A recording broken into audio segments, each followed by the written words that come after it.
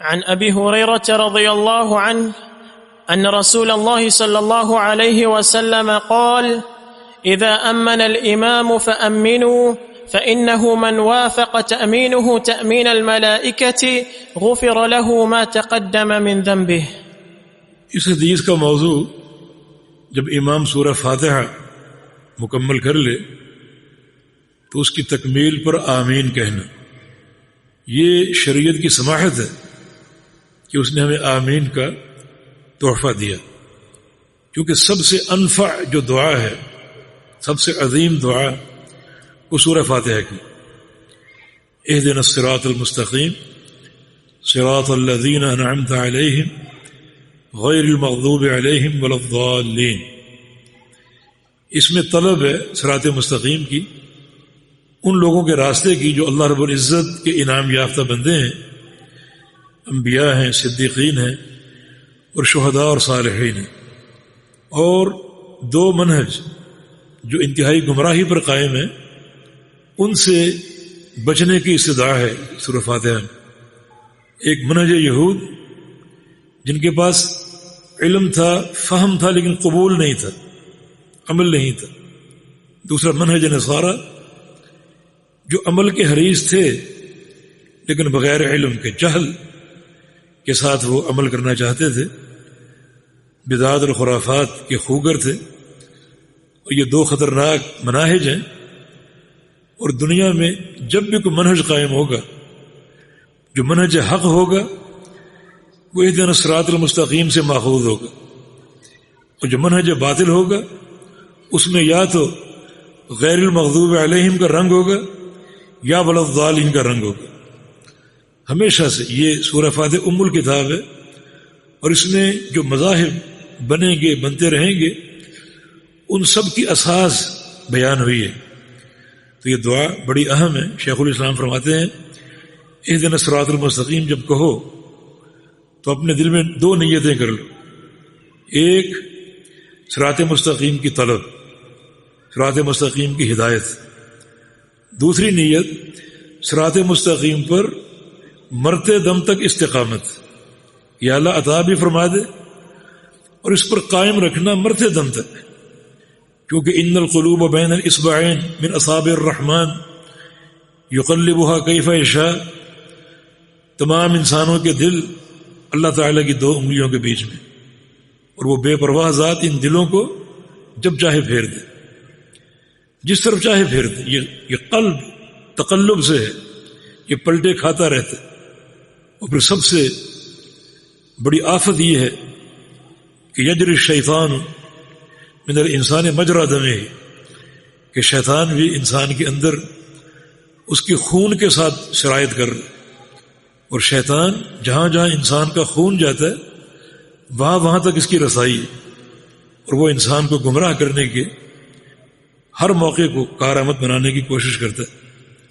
تو اہدنا الصراط المستقیم بڑی عظیم الشان دعا ہے، یہ دن میں روزانہ بار بار مانگی جاتی ہے۔ کوئی اس سے بہتر دعا ہوتی تو اللہ وہ دے دیتا۔ یہ سورہ فاتحہ کی دعا، اس پر شریعت نے ہمیں آمین کا تحفہ دیا کہ جب امام غیر المغضوب علیہم ولا الضالین کہہ دے تم آمین کہو، یہ بڑا عظیم الشان تحفہ ہے۔ آمین کا معنی اللہم استجب، کہ یا اللہ اس دعا کو قبول فرما دے۔ آمین کی حیثیت قد تابع للدعا کی ہے کہ یہ دعا پر مہر لگانا مقصود ہے، اور یہ قبولیت کا ایک اشارہ ہے، قبولیت کی طرف ایک اشارہ ہے۔ تو یہ اس حدیث کا موضوع بڑی اہم حدیث ہے۔ یہ عن ابی ہریرہ رضی اللہ تعالی عنہ ان رسول اللہ صلی اللہ علیہ وسلم قال، رسول اللہ صلی اللہ علیہ وسلم نے ارشاد فرمایا اذا امن الامام فامنوا، جب امام آمین کہے تو تم بھی آمین کہو۔ فإنه من وافق تأمينه تأمين الملائكة غفر له ما تقدم من ذنبه، جس کی آمین فرشتوں کی آمین کے موافق آ گئی اور مل گئی، اس کے سابقہ تمام گناہوں کو معاف کر دیا جائے۔ تو یہ آمین کے دو عظیم فائدے ہمارے سامنے آ گئے۔ ایک تو عظیم الشان دعا پر قبولیت کی مہر، اور دوسرا گناہوں کی بخشش، اگر یہ آمین فرشتوں کی آمین سے مل گئی تو یہ ایک شریعت کی سماحت ہے کہ ایک چھوٹے سے عمل پر بڑا عظیم جو اجر ہے اس کے وعدے فرما لیے گئے۔ تو آمین جو ہے یہ کہنی چاہیے، اور آمین کی فقہ ہمیں معلوم ہونی چاہیے۔ پہلی فقہ یہ ہے کہ آمین میں امام سے موافقت۔ امام سے موافقت کا معنی یہ ہے کہ کبھی آمین امام سے قبل نہ کہو، امام سے سبقت نہ لے جاؤ۔ بعض اوقات امام والضالین ابھی مد کو کھینچ رہے ہوتے ہیں اور پیچھے جلد باز لوگ آمین کہنا شروع کر دیتے ہیں، تو ایسے لوگ یہ جو موافقت ہے، موافقت کا اجر، اس سے محروم ہو جائیں گے۔ اس لیے نبی علیہ السلام نے فرمایا کہ اذا امن الامام فامنوا، جب امام آمین کہہ دے تو تم آمین کہو۔ ویسے حدیث میں دونوں طریقے آتے ہیں، اذا قال الامام غیر المغضوب علیہم ولا الضالین فقولوا آمین، جب امام ولا الضالین کہہ دے تو تم آمین کہہ دو۔ تو امام کے ولا الضالین کے بعد آپ آمین کہہ سکتے ہیں۔ دوسرا طریقہ یہ ہے کہ جب امام آمین کہہ دے تو پھر تم آمین کہو، تاکہ امام سے سبقت نہ ہو، اور اوپر فرشتے نماز ادا کر رہے ہوتے، اور جس کی آمین فرشتوں کی آمین سے مل گئی تو اللہ تعالیٰ اس کے سابقہ گناہوں کو معاف فرما دے۔ یہاں ایک نقطہ قابل غور ہے کہ جب امام آمین کہے تو تم آمین کہو، تو امام کی آمین آپ کو کیسے معلوم ہوگی؟ ظاہر آواز سے۔ اگر امام اندر اپنے دل میں آمین کہہ رہے تو آپ کو معلوم ہو ہی نہیں سکتی۔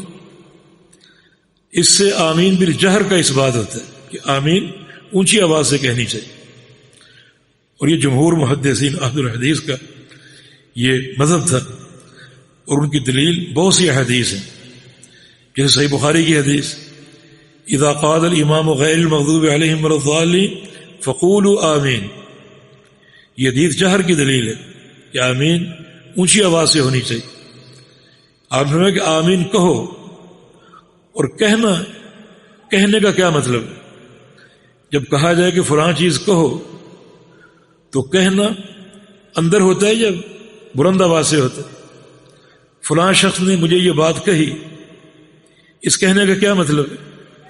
اس نے دل میں کہی یا آپ کو سنائی؟ سنانا مقصود ہوتا ہے۔ تو یہ قول جو ہے، قول اس کا اصل معنی جہر ہے، قول کا اصل معنی جہر ہے، لہذا یہ صحیح بخاری کی حدیث جہر کی دلیل ہے۔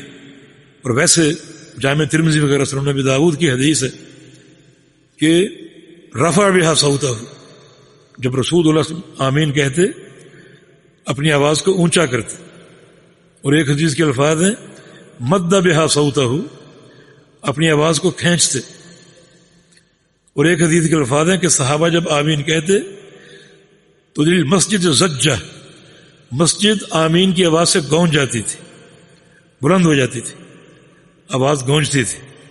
تو ان تمام ادلہ کا تقاضا یہی ہے کہ آمین ایک بڑی افضل ایک شریعت کی عنایت ہے، جو بڑے اہتمام سے جو ہے وہ کہنی چاہیے، اور جہر کے ساتھ، کیونکہ تمام احادیث جہر کی دلیل ہیں، اور کوئی حدیث آہستہ آمین کہنے پر دلالت نہیں کرتی، اور اگر ہے تو وہ سنداً ضعیف ہے۔